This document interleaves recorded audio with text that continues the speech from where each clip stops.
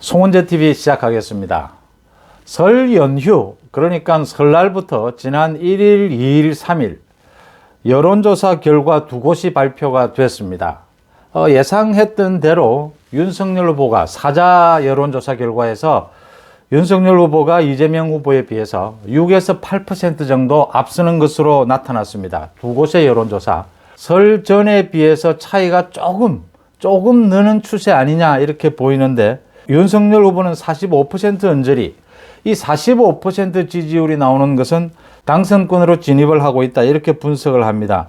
윤석열 후보는 당선권으로 진입을 하고 있는데, 그 다음 계속 추세가 조금이긴 하지만 윤석열 후보가 이재명 후보를 조금씩 차이를 벌려가고 있는데, 문제는 이재명 후보의 지지율이 40% 언저리에서 30대 후반에서 아주 무너지지는 않는다라고 하는 점입니다. 그러니까 민주당 지지층 계층도 뭉치고 있다라고 하는 부분입니다. 이재명 후보의 지지율이 버티고 있다라는 부분. 그러니까 설 연휴 지난 1일, 2일, 3일 아주 중요한 일들이 있었습니다. 이재명과 김혜경 부부가 법인카드로 소고기를 사 먹었다. 이 세금 횡령이죠. 이 횡령 부분이 터져 나왔습니다. 지금 며칠 동안. 어젯밤에 있은 사자 토론회, 첫 대선 후보 토론회였습니다. 이 결과는 충분히, 이 여론조사 결과에 충분히 녹아들지는 않았다라고 하는 부분입니다. 이게 충분히 녹아드는 시점은 아마 이번 주말을 지나야 할 것이다. 일요일이나 월요일 발표되는 여론조사 결과에 김혜경 씨가 세금 도둑질을 한 부분, 대선 후보 토론회, 여기에 따른 여론의 변화, 여론의 움직임이 흡수된 이런 결과가 나올 것이다 라고 보입니다. 그러니까 사자 토론회, 어제 토론회는 윤석열 후보가 자신감을 갖고 굉장히 안정감을 보였습니다. 1위 후보다운 굉장히 안정감을 보였고, 이재명 후보는 역시 말재주는 있었지만 굉장히 불안한 모습들을 보였다. 대장동에 대한 질문에 대해서 그 많은 국민들이, 시청률이 40%가 나왔지 않습니까? 이재명 후보는 제대로 대장동에 대해서 답변을 하지를 못했다.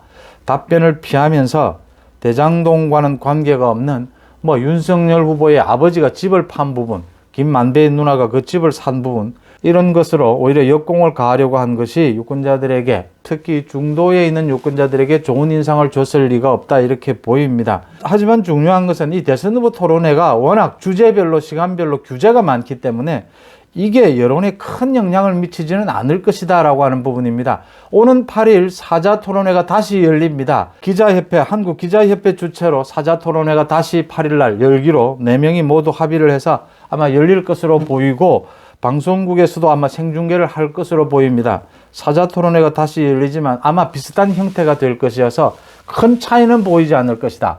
윤석열 후보에게 한 가지만 좀 주문을 한다면 아주 자신감 있고 아주 진솔하게 또 여유 있게 안정감 있게 토론회 전체를 장악해서 끌고 가는 것은 아주 좋습니다. 그런데 이제 대장동 의혹에 대해서도 질문을 해야 될 테고, 좀 더 파고들어야 될 테고, 또 이런 법인카드 깡을 한 이 부분에 대해서도 파고들어야 할 텐데, 많은 국민들, 유권자들이 보기에 다들 이미 나온 내용이라 하더라도 잘 재구성을 해서, 좀 쉽게 잘 구성을 해서 윤석열 후보가 이재명 후보에게 묻고 싶은 부분을 정말 주제별로 해서 잘 정리를 해서 깔끔하게 이재명 후보에게 단문으로 주고받는, 그래서 정말 깔끔하게 그 의혹에 대해서 정리해주는, 대장동 의혹의 핵심은 이재명이 무엇을 잘못한 것이다 라고 하는 것을 쉽고 간결하게 정리해 줄 수 있는 그런 준비가 좀 됐으면 어떨까. 이 법인카드 깡을 한 이 부분도 그런 정리가 되어야 된다라고 하는 부분이고요. 제가 여론조사, 이번 주말 여론조사에서 가장 관심 있게 보는 것은 이 이재명 부부의 법인카드 깡, 이 부분이 여론에 얼마나 영향을 미칠 것이냐 하는 부분입니다. 지금 이재명 후보의 지지율이, 그러니까 여론조사 결과 잠깐 제가 소개를 해드리면요. KSOI가 지난 2일, 3일 전국 1000명을 대상으로 조사한 것입니다.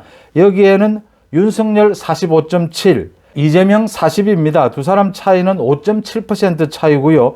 안철수는 6.9%, 안철수 후보의 지지율이 많이 내리고 있다 이렇게 보입니다. 심상정은 2.7%였고요. 그 다음 리서치 뷰가 지난 1일에서 3일까지 전국 1000명을 대상으로 역시 조사한 것입니다. 윤석열 후보는 46%, 이재명은 38%, 두 사람의 차이는 8%포인트입니다. 여기에서도 안철수는 8%고 심상정은 3%였습니다. 이재명과 안철수 후보는 지지율이 좀 내리고 있고 약간이라도 하락세에 있고 윤석열 후보의 지지율은 조금이지만 지난주에 비해서나 조금씩 오르고 있다라고 하는 부분입니다. 먼저 이재명 후보의 지지율이 40%인지를 유지하고 있다. 민주당 지지층이 그래도 견고하게 이렇게 뭉치고 있다라고 하는 부분을 반영하고 있습니다. 여기서 제가 가장 관심 있게 보는 것은 이 법인카드로 소고기를 사 먹은 것, 이 제보를 한 이재명 후보 부부의 개인 비서 일을 했던 이 경기도청의 공무원, 7급 공무원, 굉장히 지금 스트레스와 불안에 시달리고 있다고 합니다. 그래서 오는 7일 공익신고자로 등록을 해서 신변 보호도 받기로 이렇게 결정을 했습니다.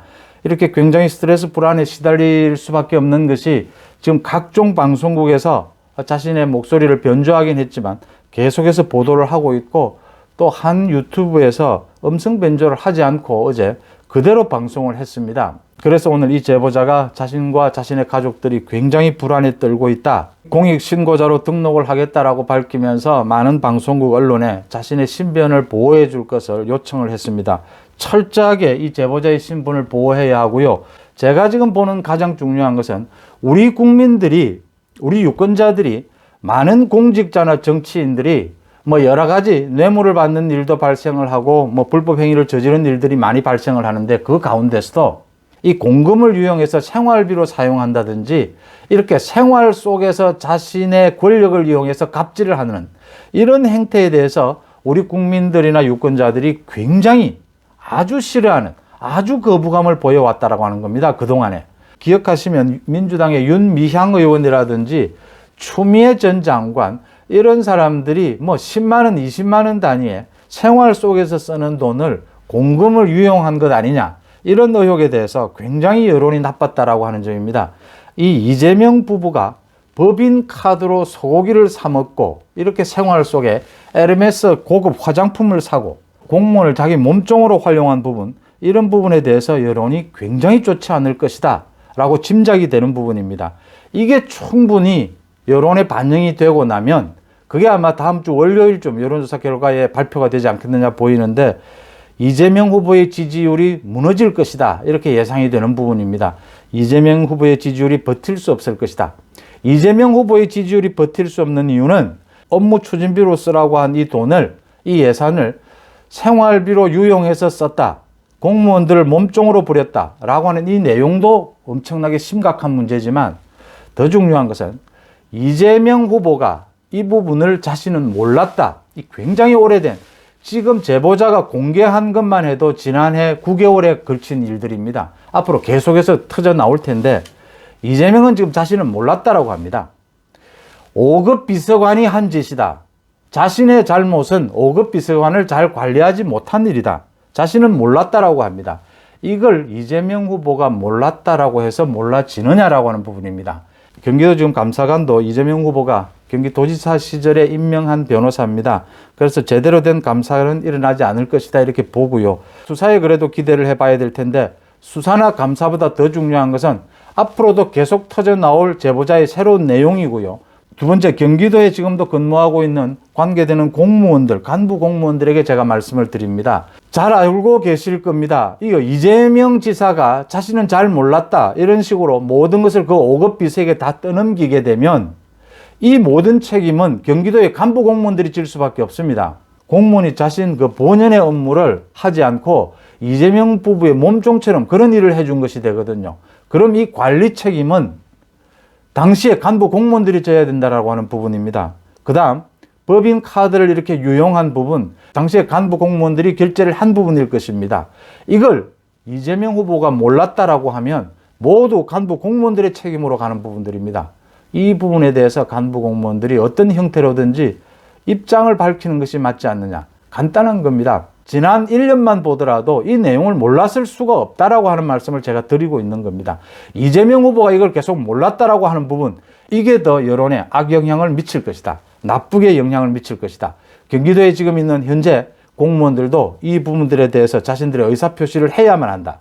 감사관실을 통해서 의사표시를 하든 수사 과정에서 의사표시를 하든 직접 공무원들이 의사표시하기는 쉽지 않을 테니까 어떤 형태로든지 의사표시를 해야 된다라고 하는 부분입니다. 이재명 후보가 자신이 책임져야 될 당시에 시장이고 도지사였던 자신의 책임을 자신은 몰랐다라는 것으로 회피하고 자신이 15년여 동안 몸종처럼 부려온 5급 공무원에게 모든 걸 떠넘기고 있습니다.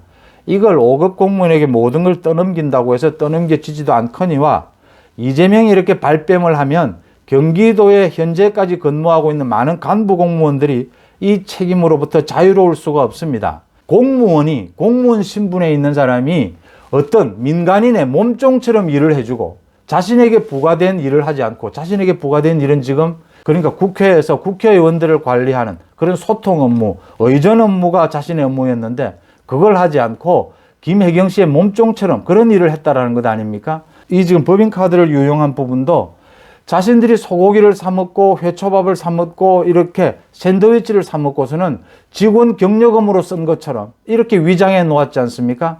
이 모든 책임은 이재명 후보가 지지 않으면 경기도의 간부 공무원들이 져야 할 수밖에 없다라고 하는 부분입니다. 이런 부분들에 대해서 여론이 어떻게 반응할 것인지 제가 주목하는 부분은 그 부분입니다.